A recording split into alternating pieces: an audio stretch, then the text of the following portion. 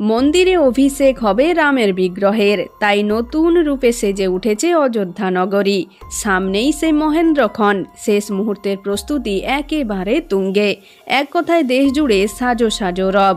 প্রধানমন্ত্রী নরেন্দ্র মোদী স্বয়ং রামলালার প্রাণ প্রতিষ্ঠা করবেন। সারা দেশবাসী এখন সেই মুহূর্তের জন্য অপেক্ষা করছেন। 18 জানুয়ারি লক্ষ্মীবারে গর্ভগৃহে মূর্তিটি স্থাপন করা হয়। এরই মধ্যে প্রকাশ্যে এলো মন্দিরের গর্ভগৃহে বসানো রামের প্রথম ছবি। বুধবার মন্দির চত্বরে আনা হয় রামলালার মূর্তি। 51 ইঞ্চি রামলালার মূর্তিটি তৈরি করেছেন মাইসুর বাসিন্দা কর্ণাটকের বিখ্যাত ভাস্কর অরুণ যোগীরাজ। 5 প্রজন্মের বিখ্যাত ভাস্করদের পরিবারের অরুণ যোগীরাজ বর্তমানে ভারতের সবচেয়ে প্রতিভাবান ভাস্কর বলে জানা গিয়েছে। অরুণের প্রশংসায় পঞ্চমুখ প্রধানমন্ত্রী নরেন্দ্র মোদীও। আচ্ছাদনে মোড়া রামলালার মূর্তির প্রথম ছবি বৃহস্পতিবার গর্ভগৃহ স্থাপন অনুষ্ঠানের সময় সামনে আসে।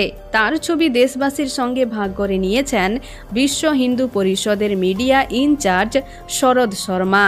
যদিও প্রাণ প্রতিষ্ঠার আগে রামলালার মূর্তির মুখ এখনও ঢাকা রয়েছে। বিশ্ব হিন্দু পরিষদ জানিয়েছে, বৈদিক ব্রাহ্মণ এবং শ্রদ্ধেয় আচার্যরা মন্দিরের পবিত্র চত্বরে পূজা অনুষ্ঠানের নেতৃত্বে ছিলেন। পাশাপাশি রামমূর্তি তীর্থ কেন্দ্রের সদস্যরাও প্রার্থনায় অংশ নিয়েছিলেন। মাকরানা পাথর দিয়ে তৈরি রামলালার আসনটি 3.4 ফুট উঁচু। রামলালার অভিষেক অনুষ্ঠানের সাথে যুক্ত এক পুরোহিত অরুণ দীক্ষিত এই বিষয়ে তিনি জানিয়েছেন, ট্রাস্টের সদস্য অনিল মিশ্র দ্বারা প্রধান প্রকল্প পরিবেশিত হয়েছে। প্রধান প্রকল্পের পিছনে আসল ধারণাটি যে ভগবান রামের প্রতিষ্ঠা করা হচ্ছে সকলের কল্যাণের জন্য, জাতির কল্যাণের জন্য, মানবতার কল্যাণের জন্য এবং যারা এই কাজে অবদান রেখেছেন তাদের কল্যাণের জন্য।